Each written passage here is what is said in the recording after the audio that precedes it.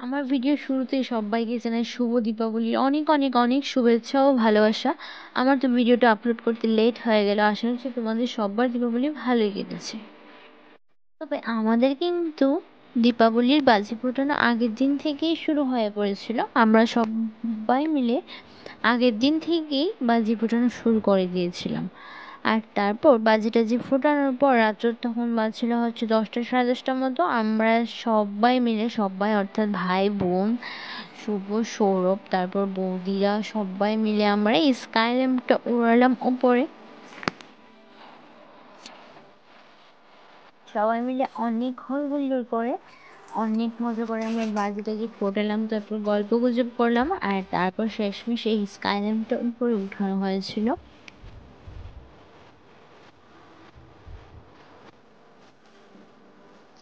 আর তারপর দীপাবলির দিন অর্থাৎ কালী পুজোর দিন আমাদের রিচুয়ালস রয়েছে যে পূর্বপুরুষদের নাকি বাতি দেওয়া হয়। তো সেটার জন্যে সব বাড়ির মানে 4 বাড়ির সবাই আমরা পুকুরে গিয়েছিলাম। পুকুরে গিয়ে এই বাতিগুলো দিলাম। এটাতে 7টা বাতি থাকে, ওটাতে নাকি মানে পূর্বপুরুষদের বাতি দেওয়া হয়। তো আমাদের বাড়ির থেকে বাবু ভাসিয়েছিল ওটা, মানে ছেলেরাই ভাসাতে হয়, মেয়েরা পারে না, যার জন্য আমরা সবাই মিলে পুকুরে গেলাম। 4 বাড়ির 4টে বাতি সুন্দরভাবে একদম দেওয়া হলো পুকুরের মধ্যে।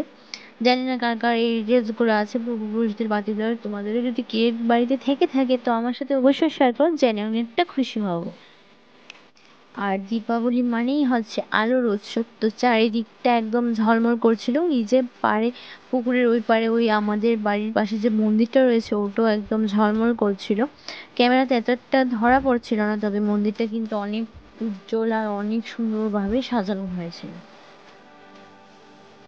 আর এইখানে 4 বাড়ির 4টে বাতি মানে হচ্ছে আমাদের বাড়ির একটা, জেঠুর বাড়িতে একটা, আর 2 কাকুর বাড়ির 2টো বাতি, যা মিলিয়ে হচ্ছে 4টে বাতি।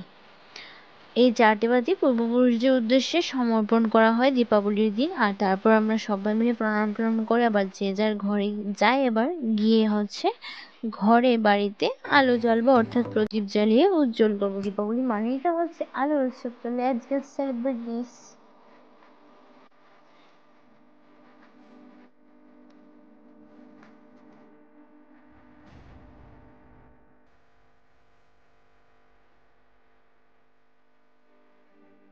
তারপরেই পুকুর পাড় থেকে আমি আসি, ঘরে লেগে পড়েছিলাম প্রদীপগুলো জ্বালানোর জন্যে। আমার সেই রং করা প্রদীপগুলোতে আমি প্রস্তুতি নিচ্ছি বাতি জ্বালানোর জন্য। আর বাতি জ্বালতে জ্বালতে একটা ইনসিডেন্ট হয়ে গিয়েছিল। আমার হাতে 2 ফোঁটা মোম পড়ে গিয়েছিল, আর হঠাৎ করে মোমটা ছোট্ট হয়ে গিয়েছিল, তো প্রদীপটা জ্বালতে জ্বালতে যার দরুন হঠাৎ করে হাতে আগুনই লেগে গিয়েছিল। তবে কী আর করবো, মনটাকে মানিয়ে নিয়েছি। ভীষণ রেগে গিয়েছিলাম তখন, ভীষণ রাগ উঠছিল।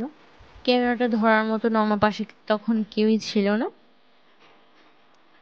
তবে এই 5টা প্রদীপ কিন্তু মাঝখানে সব থেকে বেশি সুন্দর লাগছিল, বিকজ এই প্রদীপগুলো একটু আনকমন আর অনেকটা সুন্দরভাবে ডিজাইন করা ছিল।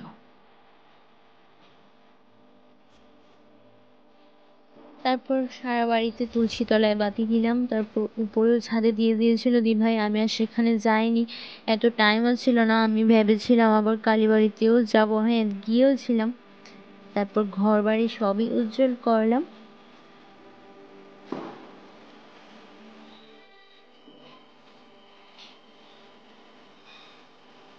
কিরকম কাটালে সবাই দীপাবলি অবশ্যই কমেন্ট করে জানিও কিন্তু। পুরো বাড়িতে আলো জ্বালানোর পর আমি এদিকে নিজে নিজে একা একাই এই বাজিগুলো ফোটাচ্ছিলাম, অনেকটা মজা করেছি নিজে নিজে। তারপর এদিকে আমার সুন্দরভাবে রুমটাকেও ডেকোরেট করেছিলাম। বাড়িতে সব কিছু কাজ সারার পর চলে গিয়েছিলাম হচ্ছে মায়ের মন্দিরে। গিয়ে দেখছি মন্দিরটা এত সুন্দরভাবে সাজানো ছিল, দেখে একদম মনটাই ভরে গেল। আর প্রচুর লোকজনও ছিল সেখানে। আর মায়ের পুজো, মায়ের মন্দির, আর পুজোর দিন মন্দিরের মাঝখানটাকে 100টা খানেক প্রদীপ দিয়ে সাজানো হয়েছিল। এত সুন্দর লাগছিল দেখতে। আমার হয়তো আসতে দেরি হয়ে গেছে, যার জন্য সবগুলো প্রদীপ জ্বলছিল না, হয়তো প্রদীপের তেলগুলো শেষ হয়ে গিয়েছিল। তারপরই মায়ের দর্শন করলাম 2জনে মিলে। আর আমি গিয়েছিলাম হচ্ছে বাবাইয়ের সঙ্গে, আমি আর ও মিলে গিয়েছিলাম। তারপর ফোনে কথা হয়েছিল ডালির সঙ্গে, ও আসার কথা ছিল কিন্তু ওকে এখন আমি খুঁজে পাইনি। মায়ের মন্দিরে আসার পরই মনের মধ্যে অদ্ভুত রকমের একটা শান্তি ফিল করছিলাম, যেটা মন্দিরে গেলে হয়। আশা রাখছি তোমরা সবাই ফিল করতে পেরেছো বা পারো, আমার জানা নেই। তারপরেই জানলাম হচ্ছে মোম মোম ধূপকাঠি জ্বালিয়ে সেখান থেকে আমরা চলে যাব আবার ঘোরার জন্যে।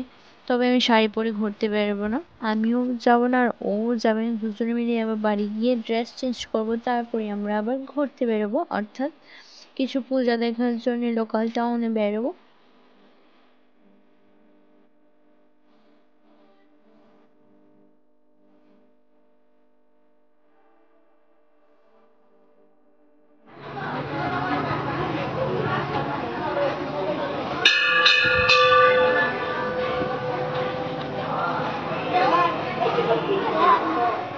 মায়ের মন্দিরে দর্শন করে এবং ধূপ জেলে তারপরেই চলে আসলাম মহাদেবের দর্শনের জন্য। এই দেখুন মন্দিরটা কত সুন্দরভাবে সাজানো হয়েছিল, তবে মন্দিরের কোথাও একটু কোণেও সুন্দর কোনো ফটো আসছিল না। এদিকে দেখো ফটোগ্রাফি চলছিল তখন। তারপর আমরা দুজনে মিলেও অনেকটা গল্পগুজব করলাম আর অনেক সময় কাটালাম সেখানে। আমাদের দুজনকে একসাথে কিরকম লাগছে অবশ্যই বলবে কিন্তু কমেন্টে। আর তারপরে আমাদের দেখা হলো হচ্ছে ডালির সঙ্গে, সেখানে দাঁড়িয়ে অনেকটা ফটো শটো তুললাম। তবে মন্দিরটা এত সুন্দরভাবে উজ্জ্বলভাবে সাজানো হয়েছিল, তবে কোথাও কোনো একটা কোণেও সুন্দর একটা ভালো ফটো আসছিলই না। কি আর করবো, সেই দুঃখ নিয়ে কোনো রকম একটা ফটো তুললাম। পুনরায় আবার মায়ের দর্শনে গেলাম, মায়ের দর্শন করে এবার ফিরছি, বাড়িতে চলে যাব। সেখান থেকে আমরা দুজনে মিলে ড্রেস চেঞ্জ করে আবার বেরোবো হচ্ছে পুজো দেখার উদ্দেশ্যে।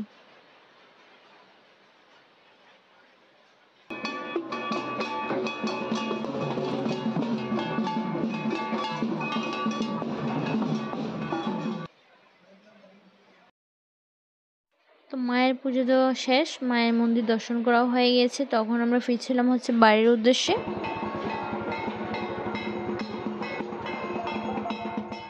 তো ফেরার পথে সেবার্তি পরিষদের এই পুজোটা চোখে পড়লো। এই পুজোটা প্রত্যেক বছরই অনেক সুন্দর হয়, ওই বছর আরও বেশি সুন্দর হয়েছিল।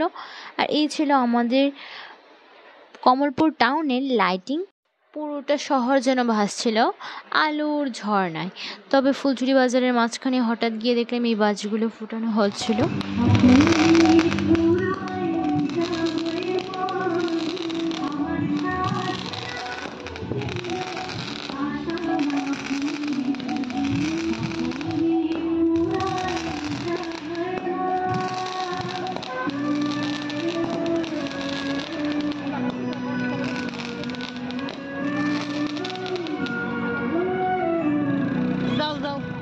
তখন আমরা বাড়ি থেকে চলে গিয়েছিলাম রেডি টেডি হয়ে একদম মানিক ভান্ডারের উদ্দেশ্যে। পুরোটা কমলপুর রাউন্ড মেরে খাবার খুঁজতে খুঁজতে গিয়ে পড়েছিলাম হচ্ছে আমরা মানিক ভান্ডার।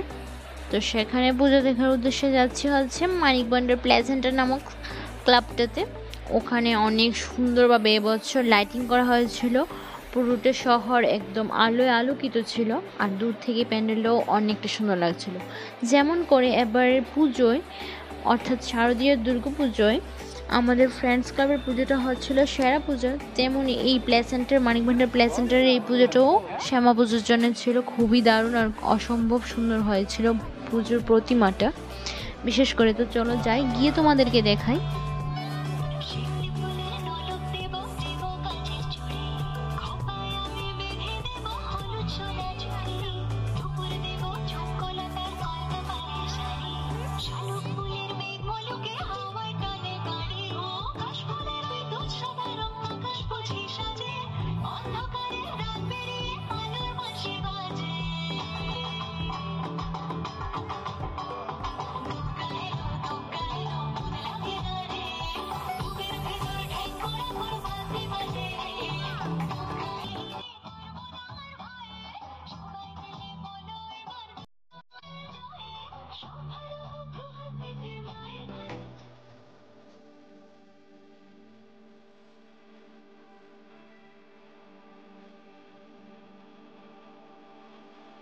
তো এই দেখো মায়ের প্রতিমাটা অসম্ভব সুন্দর হয়েছিল, কিন্তু প্রতিমাটা দেখে একদম হাঁ হয়ে রয়েছিলাম। এইরকম আনকমন প্রতিমা আমার এর আগে তো আর কখনোই দেখা হয়নি। তো প্রতিমাটা অনেক সুন্দর হয়েছিল, অনেকটা ইউনিক ছিল। তারপর সেখানে দাঁড়িয়ে কিছুক্ষণ প্রোগ্রাম দেখলাম। তারপর আমি আর বাবা মিলে চলে আসলাম আবার কমলপুরের উদ্দেশ্যে। যেহেতু আমরা খাবার খুঁজছিলাম, কোথাও খাবার খুঁজেই পাচ্ছিলাম না ডিনার করবো বলে, তো চলে এসেছিলাম পুনরায় আমরা কমলপুরে। তো কমলপুরে যাওয়ার পথেই পলাশছড়ি জায়গাটায় একটা পুজো দেখতে পেলাম। এই পুজোটাও ছিল অনেকটা ইউনিক আর অনেকটা সিম্পলের মধ্যে অনেক সুন্দর লেগেছিল। পুজোটা আমার কাছে অনেক সুন্দর লেগেছিল। মায়ের প্রতিমাটাও অনেক সুন্দর ছিল। সেখানে অনেক সিম্পলভাবে ডিজাইন করে অনেকটা সুন্দরভাবে প্যান্ডেলটা ক্রিয়েট করা হয়েছে। তো প্যান্ডেলটাও দূর থেকে দেখতে অনেকটা ইউনিক লাগছিল। তো সেখানে দাঁড়িয়ে কিছু ফটোশুটো তোলার পর আমরা আবার চলছি কমলপুরের উদ্দেশ্যে। বলছিলাম তো ডিনার খুঁজছিলাম, কোথাও খাবার পাচ্ছিলাম না আমরা খুঁজে। তো সেই পুজোটা, সেবার্থী পরিষদের পুজোটা, সেখানে দাঁড়িয়ে ভেবেছিলাম ফটো তুলবো, কিন্তু এত লোকজনের ভিড় ছিল আর লোকজন এত হা করে তাকিয়েছিল, তো সেটা সম্ভব হয়ে ওঠেনি। আমরা তারপরে গেলাম আদিশ্রী হোটেলে। সেখানে গিয়ে আমরা আবার বিরিয়ানি অর্ডার করলাম দুজনের জন্য। পেটে একদম খিদায় ভো ভো করছিল, তো সেখানে আগে পেট পূজা করে নিয়েছি। সেখান থেকে পুনরায় আবার গেলাম আমরা ছুদিদের বাড়ির সামনে পাড়ার পুজো, তাদের সঙ্গে আবার গেলাম আমরা মানিকবান্ডার প্লে সেন্টারের পুজো দেখার উদ্দেশ্যে। আমরা যাইনি পুজো দেখার জন্য, তারা গিয়েছিল। তো তাদের সাথে আমরা দুজনও গিয়েছিলাম, অর্থাৎ আমি আর বাবাও গিয়েছিলাম। তারপর সেখান থেকে আবার বাড়ি ফেরার পালা। ভিডিওটা ভালো লাগলে, এরকম ভিডিও যদি আরও দেখতে চাও, তো অবশ্যই আমার চ্যানেলটাতে নিউ হলে সাবস্ক্রাইব করে দিও। আর ভালো লাগলে ভিডিওটা একটা শেয়ার, লাইক অ্যান্ড কমেন্ট অবশ্যই করে জানিও কার কীরকম কাটলো পুজো। তো দেখা হচ্ছে পর অন্য একটি ভিডিওতে। Bye bye.